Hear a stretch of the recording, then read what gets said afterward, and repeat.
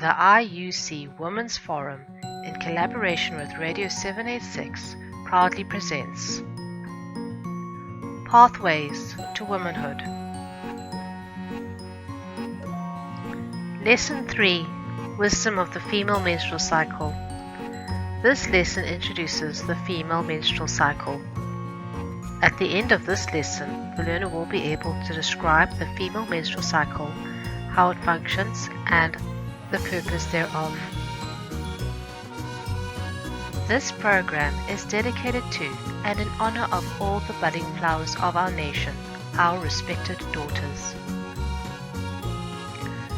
The menstrual cycle and the female body were seen as sacred until about 5,000 years ago. Women were considered sacred during their menstrual cycle.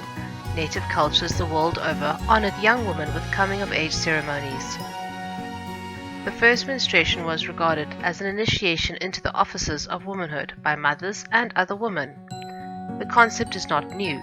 Historically, it has been practiced by various faith groups as well as indigenous communities of the world. These communities recognize the importance of the contribution of women to civilization based on their God-given status. Yet throughout much of written Western history and even in religious codes, the menstrual cycle has been associated with shame and degradation, with women's dark, uncontrollable nature. Women's cyclic nature has been the brunt of all kinds of jokes about being on the rag or having the curse and so on. Puberty and the first menstruation for many women have been saturated with shame and humiliation. Nothing in our society, with the exception of violence and fear, has been more effective in keeping women in their place than the degradation of the menstrual cycle.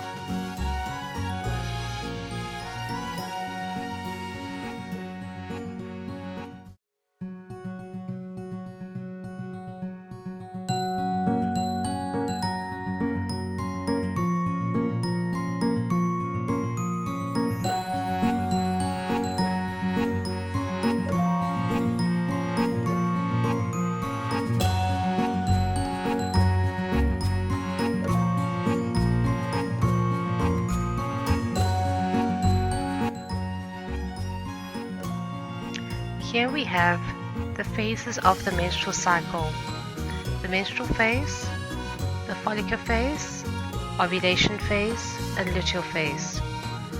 The phases of the menstrual cycle can also be viewed as a built-in seasonal calendar. The menstrual phase corresponds with winter, follicular phase with spring, ovulation phase corresponds with summer, and the luteal with autumn.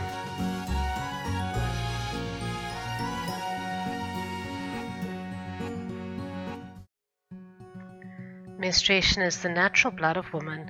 A man has to cut or injure himself in order to bleed.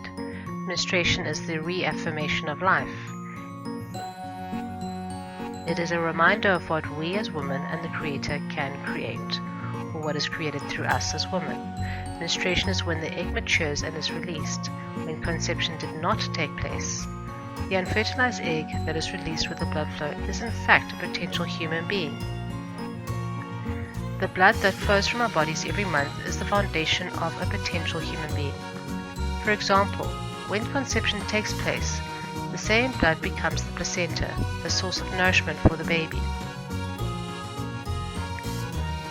So through our monthly cycle, we can see that our bodies are very intelligent and they speak to us during menstruation. Every month, God has given women a built-in reflection time, a time to be quiet. Menstruation can be viewed as a time of self-cleansing on an emotional, physical, moral, and spiritual level. Physically, we are being cleansed from the blood. If the blood is not released, we become sick.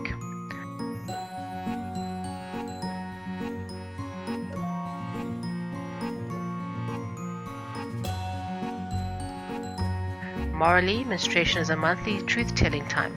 Blood is a life force. Blood, as they say, is thicker than water. When our menses are irregular or we experience excessive bleeding, then it is an opportune time to look at what's happening in our lives and make things better.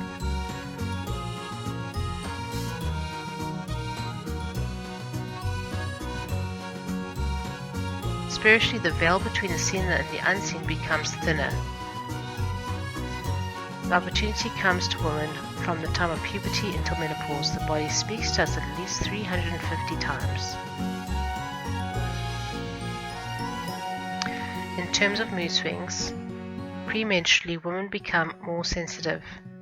We cry and are more emotional than other times, mostly because of issues that have meaning for us, for example, family and relationships.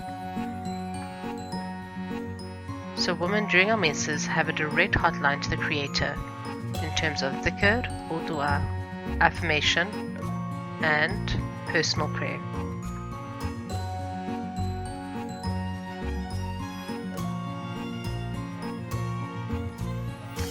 Once again, thank you, shukran, via Danki, Inkosi.